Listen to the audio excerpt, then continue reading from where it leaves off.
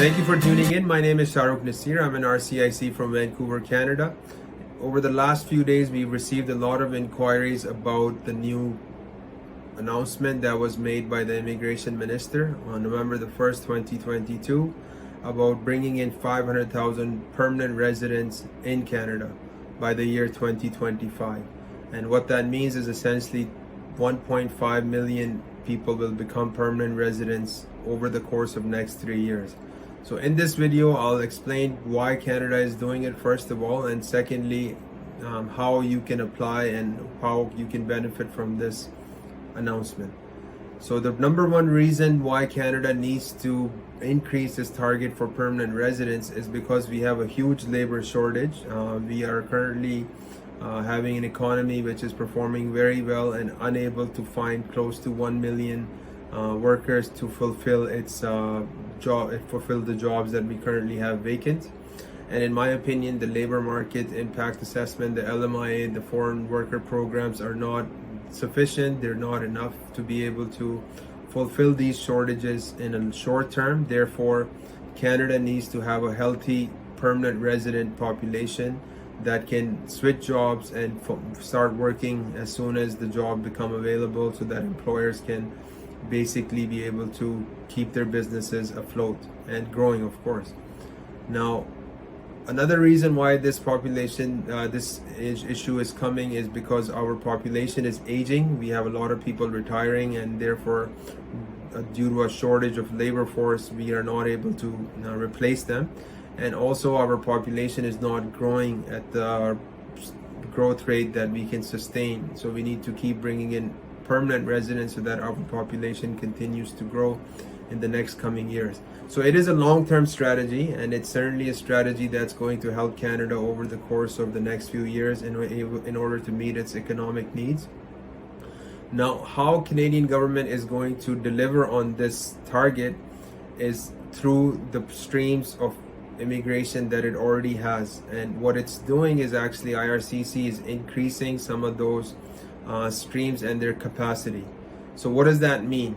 For those who are watching, you need to understand that anytime Canada is talking about permanent residency, the permanent residency has about 90 or close to 100 different streams. Most of them are classified as what's called economic immigration, and economic immigration makes up close to 60% of this target that we are currently talking about today. So economic immigration is your express entry skilled worker programs, it's your provincial nomination programs, and it's a lot of the programs that have recently been brought on as well, such as the Rural Northern Immigration Pilot Program, a very good program in my opinion, and also the caregiver program, the agri-food program. These are new programs that came on during COVID, which are to facilitate those who are wanting to get permanent residency in Canada.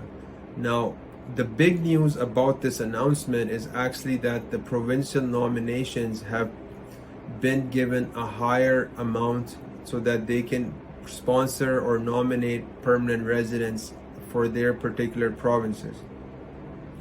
So now, to give you an example of this, is that in the year 2019, the various provinces across Canada, there's 13, excluding Quebec, they were all given about 60,000 nominations distributed amongst all of them so that they can nominate individuals to become permanent residents.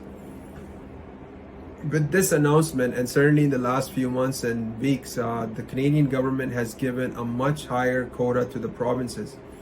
And that quota is actually going to be more than 100,000 permanent resident or provincial nominations that can be given by these provinces to you so that you can become a permanent resident of Canada. Now, so for those who are new to the provincial nomination program, the way it works is that a province nominates you and then you are able to apply for permanent residency. If you have an express entry profile, those who are smart know that it gives you 600 points, or for those who don't know, now they know it gives you 600 points. Now, the provincial nomination programs are also actually distributed amongst themselves with obviously different provinces. And in those provinces, you have specific programs such as for those who are students or workers or perhaps even business entrepreneurs who can get the provincial nomination program. So the bottom line of this announcement is actually that the provincial nominations are going to get increased a lot. If you are wanting to come to Canada now, you need to even be more observant and be even more on the lookout for any provincial nomination program that might be suitable to you.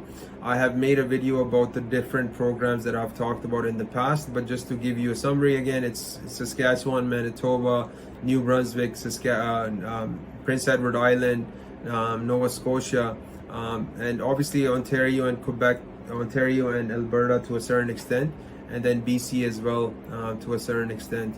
Now, if you want to come to Canada, what I encourage you to do is obviously you can contact us for an assessment, but you also need to go on the individual websites of these provinces and see which program might be applicable for you.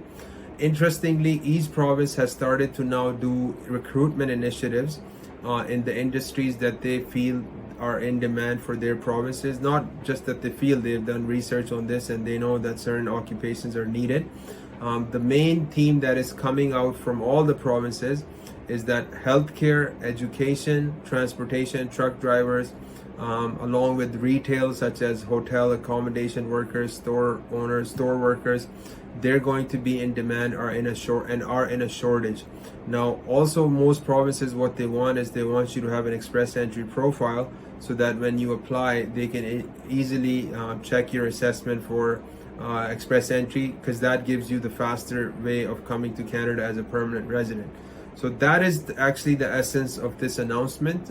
If you need assistance on provincial nomination programs, you can certainly reach out to us. The one change that I am noticing with the express entry is that the express entry system, which is based on a CRS score, is having the NOC code changed to a tier system. And the tier system has also added occupations in education, has added occupation in transportation such as truck drivers. It's added occupations in administration such as payroll administrators, pharmacy assistants. These are all very interesting occupations that weren't previously there for those who wanted to come under express entry. And now what you're going to start seeing in the next year is that not only the CRS score is going to be the cutoff, but the federal government will also decide which occupation they want to draw for that particular draw in the next coming weeks and months. So very good news overall. Just be very cautious of the details of it, and understand that PNP is the main news behind this news actually, and the PNP programs are getting a much higher quota than they had in the past so that they can facilitate permanent residency into Canada. So I hope this video helps you, and if you need further assessment, you can certainly reach out to us and we'll be more than happy to help you further. Thank you for tuning in. Take care. Bye for now.